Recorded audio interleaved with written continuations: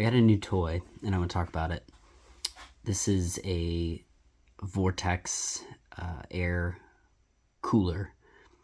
The idea is you put compressed air in here, open the valve, and then some kind of magic, physics really, but for my purposes, magic happens inside this tube. Cold air comes out here and it exhausts hot air out this end. I've wanted one of these for a long time. The company that first sort of pioneered this concept and made it really practical was a company called Vortex, not Vortex, but Vortex with a C. And they were purchased at some point by ITW, Illinois Tool Works. And as I mentioned, I really wanted one for a long time, but they're very expensive, like $500 for the equivalent of what you're looking at here. And don't get me wrong, I would love to own one. I'm sure they're fantastic, but I just couldn't justify the $500-ish for my purposes, which are purely experimental. This, I think, was $80 on Amazon. I think the company is Wallfront. I'll post a link to this particular model in the description. But I had no real exposure to the brand or this model before. I really just purchased it because among the options that were similar, it had kind of the most reviews.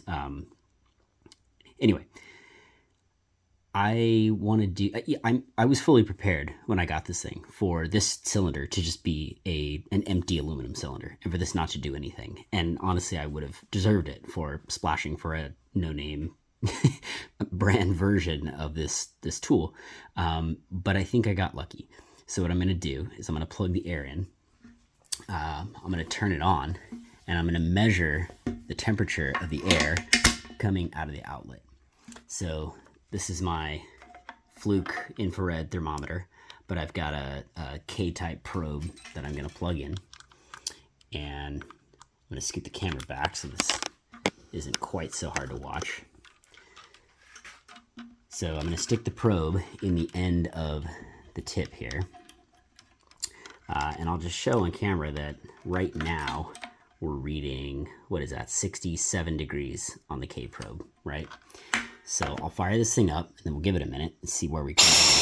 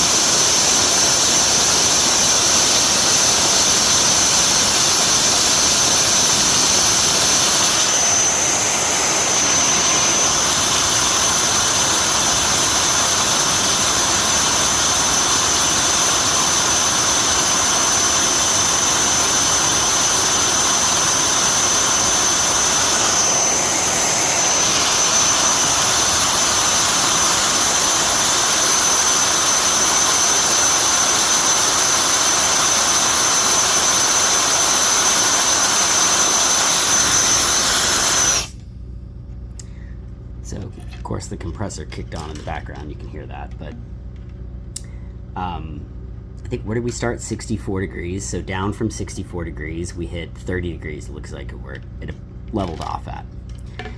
So that's not fake, right? I suspect the sort of name brand model would perform even better, just tighter tolerances and better engineering. And this one didn't advertise any, at this inlet temperature, you should expect to get this output temperature given X amount of airflow, right? The Vortex models do. You can look at it and say, okay, if you can feed this thing 15 CFM and your input air temperature is, 70 degrees, your output temperature will be X. Which is pretty cool. You kind of know what you're getting. You don't know anything when you get this. In fact, it showed up in a box and I either lost it and just don't remember, or it literally did not come with instructions or, even a please, rate us on Amazon card. There was nothing in the box except this thing. It came with a little quick crimp connector where you're meant to shove like a 3/8 hose or a 1/4 inch hose in there, plastic tube.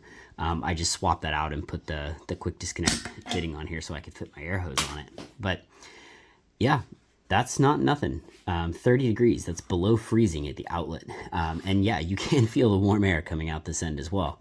So I'm gonna play around with this a little bit more. It might take another video showing me trying to kind of use it, maybe on a saw or the mill or something, and just see how it goes. Okay, we're gonna do a little test here. These are probably not ideal circumstances. This wouldn't be a very hot cut in almost any case. But I do have a very low, or I guess high tooth count blade on the saw currently, and I have the blade speed set pretty low. I was cutting some stainless rod, so this would normally be a much quicker cut and it wouldn't have an opportunity to build up as much heat. But because we're running a little slow, and because we're not taking a very big bite with this blade, maybe we'll get a chance to build up some heat here. So we'll do a before test and an after test, so with and without the cooler on. So here we go, we'll start the saw.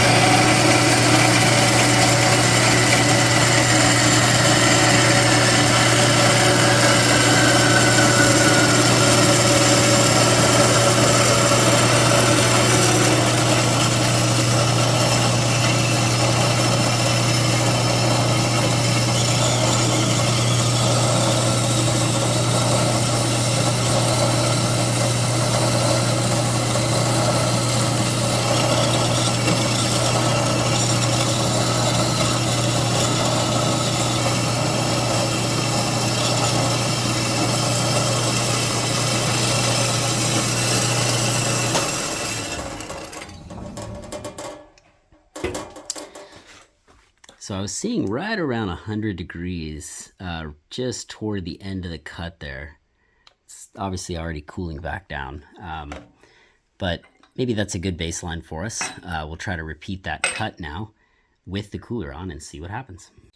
Okay, cut number 2. This time we'll turn the cooler on before the cut starts and leave it running throughout, and we'll see if there's any notable difference in temperature in the cut.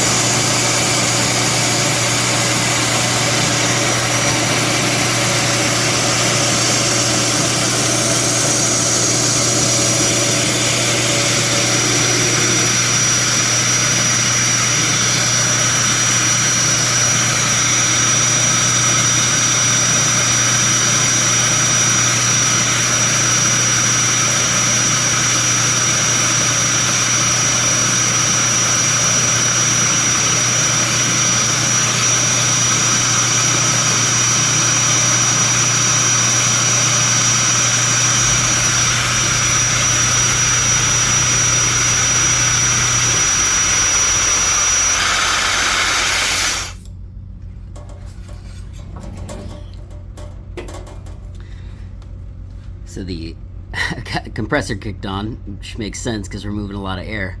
Wow, that dropped back down quick. So I realized that my thermometer actually has a max setting. It was capturing the max, and I think 80 was the highest I saw. So certainly much cooler. Again, not that 100 degrees is too hot for this material and this cut.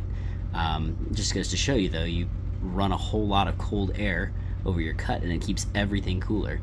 So hopefully we could benefit a lot more from that, in milling parts, so we get a lot of heat buildup, or temperature sensitive materials. So yeah, I'm pretty excited about it. I'll use it some more and report back.